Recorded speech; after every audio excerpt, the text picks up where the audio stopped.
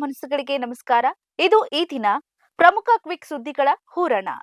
ನೀವು ನೋಡ್ತಾ ಇದ್ದೀರಾ ಬಿಪಿ ನ್ಯೂಸ್ ಕನ್ನಡ. ನಾನು ಭುವನ.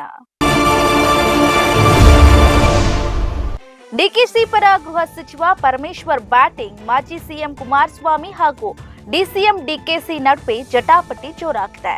ಬಳ್ಳಾರಿ ಗಲಭೆ ವಿಚಾರದಲ್ಲಿ ಮುಖ್ಯಮಂತ್ರಿ ಅಥವಾ ಗೃಹ ಸಚಿವರ ಸಭೆ ನಡೆಸಬೇಕಿತ್ತು. ಬದಲಿಗೆ ಡಿಸಿಎಂ ಡಿಕೆ ಶಿವಕುಮಾರ್ ಬಳ್ಳಾರಿಗೆ ತೆರಳಿ ಅಧಿಕಾರಿಗಳ ಜೊತೆ ಸಭೆ ನಡೆಸಿದ್ದು ಸರಿಯಲ್ಲ. ಇದು ಶಿಷ್ಟಾಚಾರದ ಉಲ್ಲಂಘನೆ ಅಲ್ವಾ ಮಿಸ್ಟರ್ ಡಿಕೆಶಿ ಎಂದು ಎಚ್ಡಿಕೆ ಪ್ರಶ್ನೆ ಮಾಡಿದ್ರು. ಈ ಬಗ್ಗೆ ಸ್ಪಷ್ಟನೆ ನೀಡಿದಂತಹ ಗೃಹ ಸಚಿವ ಪರಮೇಶ್ವರ್ ಅವರು, ಕುಮಾರಸ್ವಾಮಿ ಹೇಳಿರೋದು ಕಾನೂನಾತ್ಮಕವಾಗಿ ಸರಿ ಇರಬಹುದು, ಆದ್ರೆ ಡಿಕೆಶಿ ಸರ್ಕಾರದ ಪ್ರತಿನಿಧಿಯಾಗಿ ಅಲ್ಲಿಗೆ ಹೋಗಿರೋದನ್ನ ತಪ್ಪು ಅಂತ ಹೇಳಲು ಆಗೋದಿಲ್ಲ ಅಂತ ಡಿಕೆಶಿ ಪರ ಬ್ಯಾಟಿಂಗ್ ಮಾಡಿದ್ದಾರೆ.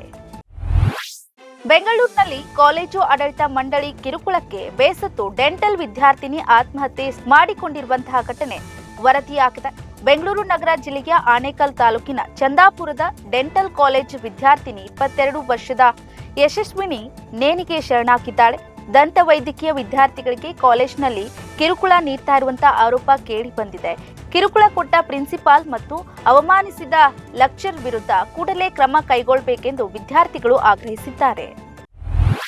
ಬಳ್ಳಾರಿಯಲ್ಲಿ ಪೊಲೀಸ್ ಅಧಿಕಾರಿಗಳ ಸಭೆಯನ್ನ ಡಿಕೆಶಿ ನಡೆಸಿದ ಹಿನ್ನೆಲೆ ಕೊಳ್ಳೆ ಸುಲಿಗೆ ಕಮಿಷನ್ ಫಿಕ್ಸಿಂಗ್ ಒದ್ದು ಕಿತ್ತುಕೊಳ್ಳುವುದು ನನ್ನ ಎಕ್ಸ್ಪೀರಿಯನ್ಸ್ ಅಲ್ಲ, ಜನರ ಆಶೀರ್ವಾದ ಮತ್ತು ದೇವರ ದಯೆಯಿಂದ ಸಿಕ್ಕಿದಂತ ಅವಕಾಶದಲ್ಲಿ ಜನರಿಗೆ ಕೈಲಾದ ಸಹಾಯ ಮಾಡುವ ಹುಳು ರಾಜಕಾರಣಿ ನಾನಷ್ಟೇ.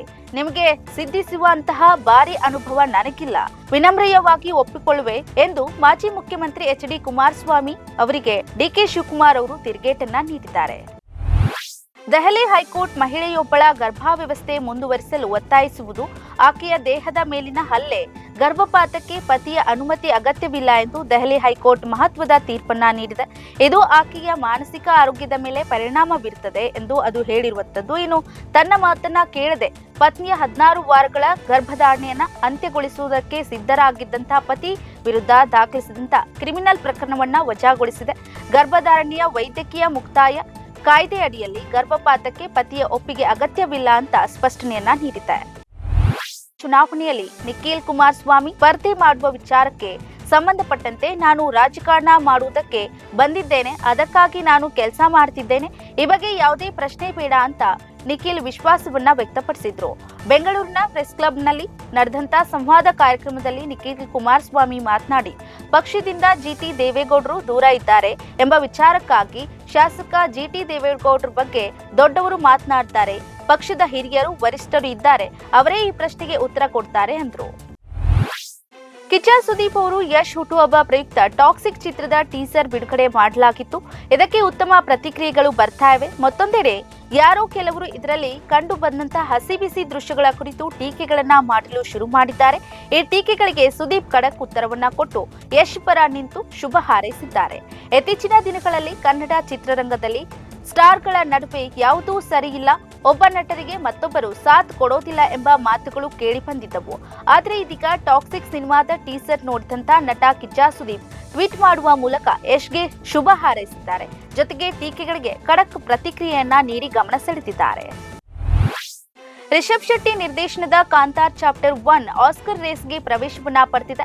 ಇದು ಕನ್ನಡಿಗರಿಗೆ ಹೆಮ್ಮೆಯ ಸಂಗತಿ. ಭಾರತದಿಂದ ಅಧಿಕೃತ ಆಯ್ಕೆಯಲ್ಲದಿದ್ದರೂ ಕೂಡ ಪ್ರತ್ಯೇಕ ಅರ್ಜಿ ಮೂಲಕ ಅತ್ಯುತ್ತಮ ಚಿತ್ರ ವಿಭಾಗದಲ್ಲಿ ಸ್ಪರ್ಧಿಸ್ತಾ ಇದೆ.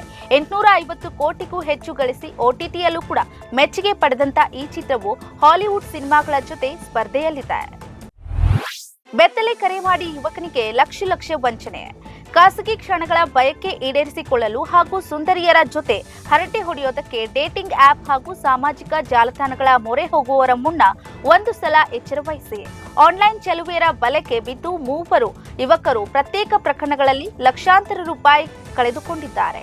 ನಿರಂತರ ಸುಲಿಗೆಗೆ ಬೇಸತ್ತು ನ್ಯಾಯ ಕೊಡಿಸುವಂತೆ ಬೆಂಗಳೂರು ವೈಟ್ಫೀಲ್ಡ್ ಸೈಬರ್ ಪೊಲೀಸ್ ಠಾಣೆಯ ಮೆಟ್ಟಿಲೇರಿದ್ದಾರೆ. ಮರುಜೀವ ಪಡಿತಾ ಇದೆ ಚಿನ್ನಸ್ವಾಮಿ ಸ್ಟೇಡಿಯಂ. ಆರ್ಸಿಬಿ ವಿಜಯೋತ್ಸವ ಸಂದರ್ಭದಲ್ಲಿ 11 ಜನರ ಸಾವಿಗೆ ಕಾರಣವಾದ ಘಟನೆಯಿಂದ ಚಿನ್ನಸ್ವಾಮಿ ಸ್ಟೇಡಿಯಂಗೆ ಚೇತರಿಸಿಕೊಳ್ಳಲಾಗಲಿಲ್ಲ. ಮಾರ್ಗಸೂಚಿಗಳ ಪಾಲನೆಯಾಗದ ಕಾರಣಕ್ಕೆ ಇತ್ತೀಚೆಗೆ ವಿಜಯ್ ಹಜಾರೆ ಟ್ರೋಫಿ ಪಂದ್ಯ ಕೂಡ ಕೊನೆ ಕ್ಷಣದಲ್ಲಿ ಸ್ಥಳಾಂತರಗೊಂಡಿತ್ತು. ಇದೀಗ ಲೋಪದೋಷಗಳನ್ನ ಸರಿ ಮಾಡಿಕೊಂಡು ಮತ್ತೆ ಕ್ರಿಕೆಟ್ ಪ್ರೇಮಿಗಳಿಗೆ ರಸದೌತಣ ನೀಡೋದಕ್ಕೆ ಸ್ಟೇಡಿಯಂ ಮತ್ತೆ ರೆಡಿಯಾಗ್ತಾ ಇದೆ. ಜನನಾಯಕನ್ಗೆ ಯುಎ ಸರ್ಟಿಫಿಕೇಟ್ ನೀಡುವಂತೆ ಕೋರ್ಟ್ ಆದೇಶ ಮಾಡಿರುವಂತದ್ದು. ಸೆನ್ಸಾರ್ ಪ್ರಮಾಣ ಪತ್ರದ ಕುರಿತು ಭಾರೀ ವಿವಾದದ ನಂತರ ಮದ್ರಾಸ್ ಹೈಕೋರ್ಟ್ ಸೆನ್ಸಾರ್ ಮಂಡಳಿಗೆ ವಿಜಯ್ ಅಭಿನೇತ ಜನನಾಯಕನ್ ಚಿತ್ರಕ್ಕೆ ಯುಎ ಪ್ರಮಾಣ ಪತ್ರವನ್ನ ನೀಡುವಂತೆ ಆದೇಶ ನೀಡಿದೆ. ಇದು ಪೂರ್ಣಾವಧಿಯ ರಾಜಕೀಯಕ್ಕೆ ಪ್ರವೇಶಿಸುವ ಮೊದಲು ದಳಪತಿ ವಿಜಯ್ ಅವರು ಕೊನೆಯ ಚಿತ್ರ ಅಂತ ಕೂಡ ಹೇಳಲಾಗ್ತಾ ಇದೆ. ಇದಾಗಿತ್ತು ಈ ದಿನದ ಪ್ರಮುಖ ಸುದ್ದಿಗಳ ಹೂರಣ. ನೈಜ ಹಾಗೂ ತಾಜಾ ಸುದ್ದಿ, ಪ್ರಾಮಾಣಿಕ ವರದಿ, ನಿಷ್ಠುರ ವಿಶ್ಲೇಷಣೆಗಳಿಗಾಗಿ ಸದಾ ನೋಡ್ತಾ ಇರಿ ಬಿಪಿ ನ್ಯೂಸ್ ಕನ್ನಡ. ಇದು ಕನ್ನಡಿಗರ ಪ್ರತಿಧ್ವನಿ.